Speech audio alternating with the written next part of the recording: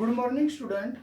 आज आपके सामने class +2 subject political science chapter 4 Bharat के विदेश संबंध, इस विषय पर जो है चैप्टर से संबंधित बातें की जाएंगी और इसके साथ साथ आपको प्रश्न समझाए जाएंगे। ध्यानपूर्वक सुनना। जिस प्रकार एक व्यक्ति के लिए समाज से अलग रहकर जीवन व्यतीत करना संभव नहीं है, उसी प्रकार कोई भी स्वतंत्र देश संसार के अन्य देशों से अलग नहीं रह सकता। जैसा कि आप जानते हैं कि इस समाज में कोई भी व्यक्ति अकेला नहीं रह सकता। अरस्तु ने भी कहा कि अगर कोई व्यक्ति समाज से अलग रहता है या तो वो पशु है या फिर देवता है।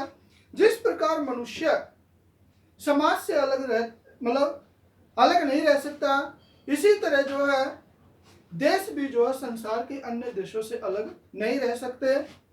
प्रत्येक देश को अपनी आर्थिक, राजनीतिक तथा सांस्कृतिक आवश्यकताओं को पूरा करने के लिए अन्य देशों पर निर्भर रहना पड़ता है। हर देश को अपनी आर्थिक आवश्यकताओं की पूर्ति के लिए, राजनीतिक, सांस्कृतिक आवश्यकताओं की पूर्ति के लिए, यानी कि इन सभी आवश्यकताओं की पूर्ति के लिए अन्य देशों पर निर्भर रहना पड़ता है, दूसरे देशों के ऊपर डिपेंड रहना पड़ता है। इसके लिए वह अन्य देशों के साथ संबंध स्थापित करता है। तो अपने इन हितों को पूरा करने के लिए दूसरे देशों के साथ जो है संबंध स्थापित करता है। इन संबंधों को स्थापित करने के लिए देश जिस नीति का अनुसरण करता है उसे विदेशी नीति कहा जाता है। तो ये अपने इन संबंधों को पूरा करने के लिए एक देश के द्वारा दूसरे देशों के साथ जो संबंध बनाए जाते हैं, उन संबंधों को जो है विदेशी नीति का नाम दिया जाता है। दूसरे शब्दों में उन सिद्धांतों तथा क्रियाओं का समूह जो एक राष्ट्र दूसरे के साथ अपने संबंधों के दौरान अपने हितों को प्राप्त करने और सुनिश्चित करने के लिए अपनाता है, उसे राष्ट्र की विदेशी नीति कहते हैं। तो दूसरे शब्दों के अंदर देखिए, एक राष्ट्र द्वारा दूसरे राष्ट्र के साथ अपने संबंधों के दौरान अपने हितों को प्राप्त, यानी अपने हितों को ज्यादा महत्व दिया जाता है प्राप्त करने और सुरक्षित रखने के लिए जो नीति अपनाई जाती है उसे ही जो है उस राष्ट्र की विदेशी नीति कहा जाता है। स्वतंत्रता प्राप्ति से पूर्व भारत की विदेशी नीति हमारे अंग्रेजी शासकों के हाथ में थी। यानी कि जब हमारा देश आजाद नहीं था उस टाइम पर हमारे देश की विदेशी नीति जो अंग्रेजी राज के हाथों में थी। यानी कि अंग्रेजी ही जो हमारी विदेशी नीति को तय करते थे, जो अपने हितों को आगे रखकर भारत की विदेशी नीति का निर्माण करते थे। वे हमेशा अपने हितों को आगे रखते थे और इस तरह से भारत की विदेशी नीति तय करते थे जिसके माध्यम से जो है अंग्रेजों के हित पूरे हो सके। स्वतंत्रता प्राप्ति के पश्चात भारत को स्वयं अपनी विदेशी नीति को निर्धारित करने का अवसर मिला। तो हमारा देश आजाद होने के बाद जो है हमारे देश की सरकार को जो हमारी विदेशी नीति को निर्धारित करने का मौका मिला। उस समय विश्व 2 गुटों में बटा हुआ था। जब हमारा देश आजाद हुआ तो उस टाइम पर संसार 2 गुटों में बटा हुआ था, जिसमें से एक का नेतृत्व अमेरिका तथा इंग्लैंड और दूसरे का नेतृत्व सोवियत संघ कर रहा था। तो इसमें से एक गुट का, पूंजीवादी गुट का नेतृत्व अमेरिका कर रहा था, साथ में इसे इंग्लैंड भी था। दूसरी तरफ जो साम्यवादी था उसका नेतृत्व जो सोवियत संघ के द्वारा किया जा रहा था और विश्व के अधिकतर देश एक अथवा दूसरे गुट में शामिल हो रहे थे और जो नए स्वतंत्र राष्ट्र थे वे अलग अलग गुटों के अंदर शामिल हो रहे थे। परंतु भारत ने अपनी विदेशी नीति इन दोनों गुटों से अलग रहने को अपनाने का निर्णय लिया। किंतु भारत ने अपनी जो विदेशी नीति अपनाई उसमें क्या किया कि वे न तो अमेरिका के गुट में मिलेंगे और न ही जो है सोवियत संघ के गुट में मिलेंगे। इन दोनों गुटों से अलग रहने की नीति भारत के द्वारा अपनाई गई। स्वतंत्र भारत के प्रथम प्रधानमंत्री पंडित जवाहरलाल नेहरू ने 17 अक्टूबर 1949 को कोलंबिया विश्वविद्यालय जो अमेरिका में है को संबोधित करते हुए उन्होंने भारत की विदेशी नीति को इस तरह स्पष्ट किया। तो 17 अक्टूबर 1949 में अमेरिका के कोलंबिया विश्वविद्यालय के अंदर हमारे देश का जो प्रधानमंत्री पंडित जवाहरलाल नेहरू था, उन्होंने जो भारत की विदेशी नीति को इस तरह स्पष्ट किया।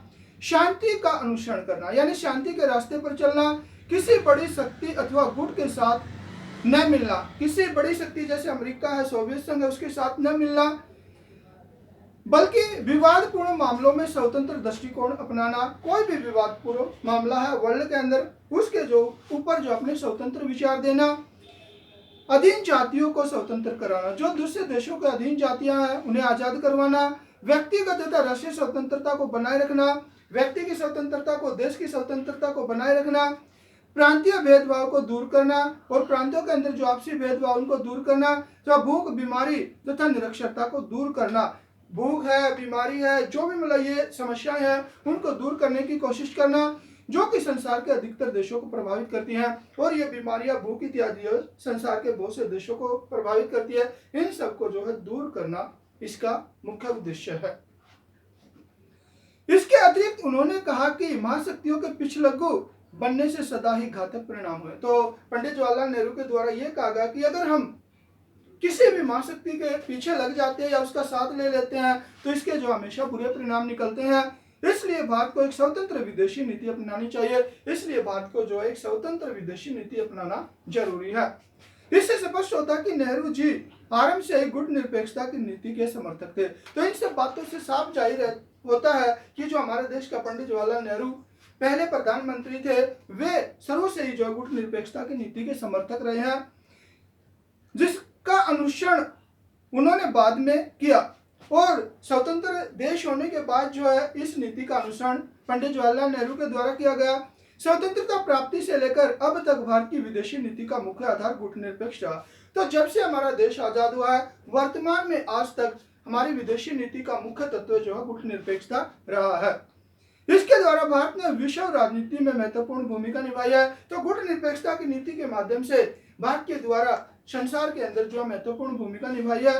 पंचशील के सिद्धांतों का अनुसरण करते हुए भारत ने विश्व शांति को बनाए रखने में महत्वपूर्ण योगदान दिया। एक हमारी विदेशी नीति का जो मुख्य तत्व पंचशील के सिद्धांत है, यानी इन पंचशील के सिद्धांतों को भी जो भारत के द्वारा अपनाया गया और संसार में शांति स्थापित करने की पूरी कोशिश की गई है। विश्व के सभी देशों मुख्य रूप से अपने पड़ोसी देशों के साथ संबंध बनाए रखना भारत की विदेशी नीति का मुख्य आधार है।